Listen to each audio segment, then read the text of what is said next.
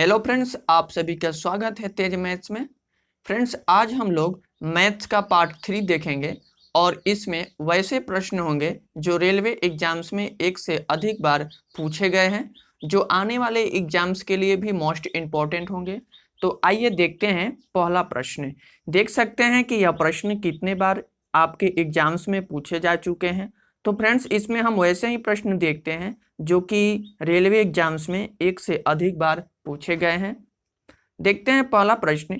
यदि तीन संख्याओं का अनुपात 3, 2, 1 है और उनके योग का आधा 72 हो तो सबसे छोटी संख्या का वर्ग क्या होगा। तो काफी आसान सवाल है जो कि देख रहे हैं कि कई बार एग्जाम्स में पूछा हुआ है। तो 3 संख्याएं दी हुई है। यदि हम 3 संख्याएं रेशियो में दिया है, 1 नंबर प्रश्न है, तो इसको यदि मान लें हम 3x, क्योंकि इनका योगफल का आधा 72 दिया है, 3x plus 2x plus x हो जाएगा, 1 है तो x हो जाएगा, जो कि इनके योगफल का आधा। इनके योगफल का आधा यदि 72 है, इनके योगफल का आधा यदि 72 है तो पूरा कितना होगा?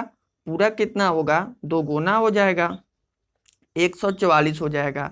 तो यहाँ से निकालेंगे 6x इक्वल टू हो जाएगा 144। अब यहाँ से x इक्वल टू आ जाएगा 24। x इक्वल टू आया 24। अब इसमें पूछा है कि छोटी संख्या को मालूम करने के लिए x के स्थान पर 24 को रखेंगे, जिसका पूछा है कि जिसका वर्ग क्या होगा। तो 24 का स्क्वायर 576 होता है, जो कि हमारा सही आंसर है, ए में दिया है। इसके बाद आइए देखते हैं नेक्स्ट प्रश्न 2 नंबर प्रश्न में बोला गया है दो संख्याओं का अनुपात 3, 4 है। यदि दोनों में से 3 घटा दिया जाए तो अनुपात 2, 3 हो जाता है। संख्याओं का योगफल क्या होगा। यह भी प्रश्न देख रहे हैं कि कई बार रिपीटेड हुआ है। तो इसमें दो संख्याओं का अनुपात 3, 4 दिया है। दो संख्याओं का अनुपात 3, 4 दिया है और बोल रहा है इसमें से यदि 3 माइनस कर दिया जाए तो यह रेशियो 2, 3 हो जाता है। लेकिन यहाँ संख्या में हम देख रहे हैं कि 3 माइनस किया, लेकिन रेशियो में कितना माइनस किया है? तो रेशियो में 1 ही माइनस कर रहा है, 1 माइनस कर रहा है, तब संख्या में 3 आ रहा है। तो रेशियो 1 इक्वल टू हो जाएगा 3। और पूछा है इसमें कि संख्याओं का योगफल ज्ञात करना है हमें। संख्याओं का योगफल, तो टोटल संख्या कितनी हुई? टोटल संख्या 3 और 4 थी, तो इन संख्याओं का योगफल अनुपात में कितना है? 7 है। तो यहाँ पर इस अनुपात 1 का 7 से यदि 3 में गुना कर देंगे तो 21, जो कि सी में दिया है, हमारा आंसर होगा। इसके बाद नेक्स्ट प्रश्न है 3 नंबर प्रश्न बोला है यदि एक संख्या का 60% दूसरी संख्या के 2/3 के बराबर हो तो संख्याओं का अनुपात क्या होगा। संख्याओं का अनुपात क्या होगा? यहाँ दिया है एक संख्या का 60%, माना कि x एक संख्या है जिसका 60% है और दूसरी संख्या के 2/3 के बराबर है, जो कि दूसरी संख्या यदि y हो जिसके 2/3 के बराबर है, तो हमने बराबर कर दिया। अब इसको सिंप्लीफाई करते हैं तो x गुने 60 बट्टे में 100 आ जाएगा और इक्वल टू हो जाएगा 2y/3 हो जाएगा। अब यहाँ पर 1 शून्य से 1 शून्य गया, या ऊपर से ऊपर कर सकता है, तो 2×3 6 हो जाएगा।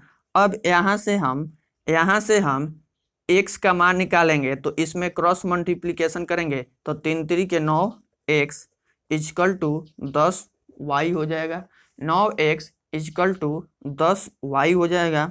अब यहाँ से x/y इक्वल टू 10/9। अब यहाँ से x रेशियो, अब पूछा है तो संख्याओं का अनुपात क्या होगा, तो x ratio y equal to 10:9, जो कि हमारा सही आंसर होगा। इसके बाद आइए देखते हैं नेक्स्ट प्रश्न 4 नंबर प्रश्न में बोला गया है यदि तीन संख्याएं 2, 3, 5 के अनुपात में हो और उनके योगफल का 2 गुना 100 हो तो तीनों में से सबसे बड़ी संख्या का वर्ग क्या होगा। तीनों में से सबसे बड़ी संख्याओं का वर्ग बताना है। यदि तीन संख्याएं यदि मान लें कि 2x और 3x और 5x हो और उनके योगफल का 2 गुना 100 हो, इनके योगफल का 2 गुना अर्थात इसमें हम 2 गुना कर दें तो यह 100 है जो कि प्रश्न में दिया है। अब यहाँ से हम x का मान निकालेंगे तो यहाँ से हो जाएगा, इसे टोटल 10 हो गया, 10 में 2 से गुना करेंगे तो 20 हो जाएगा इक्वल टू 100। तो x इक्वल टू हो गया 5, x इक्वल टू 5। तो पूछा है तीनों में से सबसे बड़ी संख्या का वर्ग। तीनों में से सबसे बड़ी कौन है, सबसे बड़ी 5 ही है, सबसे बड़ी 5x संख्या है, बड़ी संख्या 5x है। तो 5 में x के जगह पर 5 रख कर ही, क्योंकि x का मान 5 आया था तो जो कि 25 होगा। अब पूछा है इन संख्याओं का वर्ग क्या होगा, तो इन संख्या के सबसे बड़ी संख्या का वर्ग तो 25 का स्क्वायर 625 हमारा आंसर होगा। इसके बाद नेक्स्ट प्रश्न है 5 नंबर प्रश्न बोला है दो धनात्मक पूर्णांकों का अनुपात 3, 4 है। यदि दोनों संख्याओं का गुणनफल 17, 28 हो तो बड़ी संख्या का मान होगा। तो बड़ी संख्या का मान बताना है कि क्या होगा। यहाँ पर दो धनात्मक संख्याएं हैं, इसको मान लेते हैं कि 3x है और 4x है, जो कि दिया है दोनों का गुणनफल 17, 28। दोनों संख्याओं का गुणनफल 17, 28 प्रश्न में ही दिया है।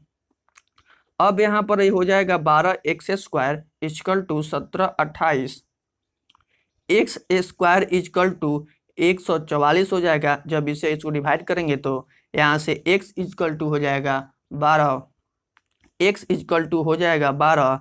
लेकिन यहाँ पर प्रश्न में पूछा है बड़ी संख्या का मान क्या होगा, तो बड़ी संख्या 4x है, तो 4x है तो x के जगह पर 12 को रखेंगे तो 12 चौक 48 हमारा आंसर होगा, जो कि सी में दिया है। इसके बाद नेक्स्ट प्रश्न है 6 नंबर। यदि तीन संख्याओं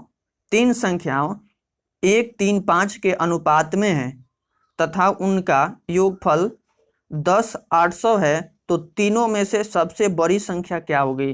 तीनों में से सबसे बड़ी संख्या क्या होगी वही हमको बताना है। तो तीन संख्याएं तो दी हुई है, इसको 1 दिया है पहले तो 1x मान लेते हैं और इसको 3x मान लेते हैं और इसको 5x मानते हैं, जिनका योगफल तो मैं तीनों को जोड़ दिया, योगफल 10, 800 दिया है।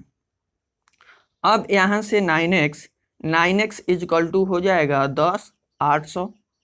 अब यहाँ से x इक्वल टू जब भाग देंगे तो ये 1200 होगा। अब यहाँ पूछा है कि बड़ी संख्या क्या होगी, इसमें पूछा है सबसे बड़ी संख्या क्या होगी, तो बड़ी संख्या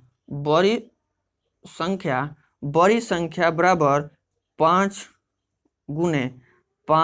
गुने, क्योंकि बड़ी संख्या 5x है, 5 गुने x से गुना कर देंगे 1200, तो 12 पचे 60, 6000 हमारा आंसर होगा, जो कि सी में दिया है आंसर। 7 नंबर प्रश्न बोला है यदि p अनुपात 18 समानुपात है 5:3 के तो p का मान बताना है। तो यहाँ समानुपात अर्थात बराबर, अनुपात मतलब बट्टा ही होता है, तो इसको इस तरीके से हम लिख सकते हैं। इस तरह से लिख कर क्रॉस मल्टीप्लिकेशन करके हम p का मान बहुत ही आसानी से निकाल सकते हैं। तो यहाँ हो जाएगा 18 गुने 3, 18 गुने 5, और p के गुना में है तो इधर आएगा तो भाग में होगा तो 3, तो 3 छक 18 होगा, तो 6 पचे 30, जो कि हमारा आंसर होगा। फ्रेंड्स, यदि वीडियो आपको पसंद आ रही हो तो वीडियो को लाइक करें और चैनल पर पहली बार आए हैं तो प्लीज़ चैनल को सब्सक्राइब करें और अपने दोस्तों के साथ भी शेयर करें ताकि उनको भी आने वाले एग्जाम्स के लिए कुछ हेल्प हो जाए। तो मिलते हैं नेक्स्ट वीडियो में, तब तक के लिए बाय, टेक केयर।